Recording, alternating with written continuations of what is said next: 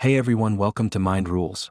The goal is to bring you trusted news and full updates from around the world.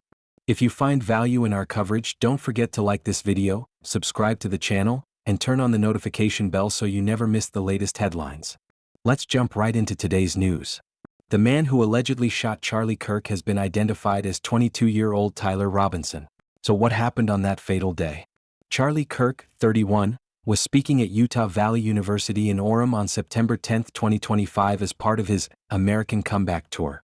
He sat under a white gazebo to take questions from a crowd of about 3,000 in the university's quad, an outdoor courtyard. At about 12:20, he is asked by a member of the crowd, "Do you know how many transgender Americans have been mass shooters over the last 10 years? He replies, "Too many." The questioner then states there had been 5 in 10 years and asks Kirk how many mass shootings there had been in that time. Counting or not counting gang violence? Kirk replies. Then a single shot is heard, which is believed to have been fired from the roof of the Losi Center, a building overlooking the quad. This is it. Yeah, is that fair to say? All right, great. So, do you know how many transgender Americans have been mass shooters over the last 10 years? Too many.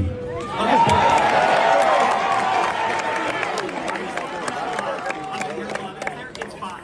Okay, now 5 is a lot, right? I'm going to give you some credit. Do you know how many mass shooters there have been in America over the last 10 years? Counting or not counting gang violence? Great. Get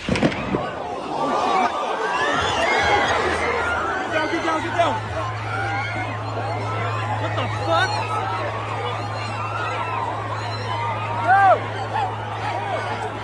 So here's the wild part. When investigators searched the area, they found shell casings that weren't just random. They actually had little messages scratched into them. One read Bella Ciao, which is the name of an old anti-fascist anthem from Italy.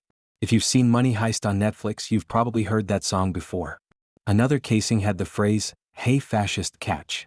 That definitely makes it seem like this wasn't some random act, but something way more political in nature. Now, as for Robinson himself, people who knew him are shocked. His mom told reporters that he was basically a star student back in high school. We're talking a perfect ACT score, straight A student, 4.0 GPA. On top of that, he scored a $32,000 national scholarship to attend Utah State University. So, on paper, this kid looked like he had his whole future lined up. But here's where things start to twist. At a family dinner not too long ago, Robinson apparently said that Charlie Kirk was full of hate. That comment is raising eyebrows now because it suggests he may have been holding on to some very strong political feelings.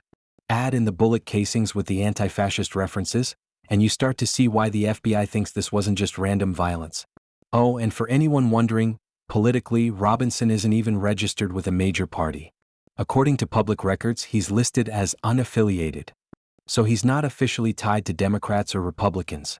That said, the messaging on those casings definitely leans into the whole anti-fascist vibe. Now, about how he actually ended up in custody, this part is pretty intense.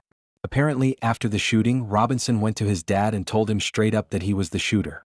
His dad urged him to turn himself in, but at first, Robinson refused. Later, though, he changed his mind. His dad then got a local youth pastor involved, and that pastor was the one who contacted federal agents. When the FBI showed up at Robinson's dad's house, they found him there. And guess what? He was wearing clothes that matched the surveillance footage from the scene of the attack. That was pretty much the nail in the coffin for them. So yeah, this story is developing fast. On one hand, you've got this young guy who by all accounts was brilliant, with everything going for him. On the other, you've got evidence pointing to some kind of radicalization, or at least very strong political motives that led to an assassination attempt on a high-profile conservative figure. Our condolences goes out to Charlie Kirk's family and loved ones at this heartbreaking time. We might never know what was going on in Tyler Robinson's head for him to commit such a horrid act, if he was the shooter. So many lives have been wrecked. Not only to the Kirk family but also to his own family. I can only hope that people understand that Tyler's family don't deserve any backlash if Tyler is found guilty of the crime. Thank you for sticking around until the end, it really does mean a lot. With that said, I would love to hear what your take is on this story in the comments section. Please don't forget to leave a like, and if you would like to hear more news like this one, please consider subscribing. It's 100% free. Thanks again guys, and I hope to see you in the next one.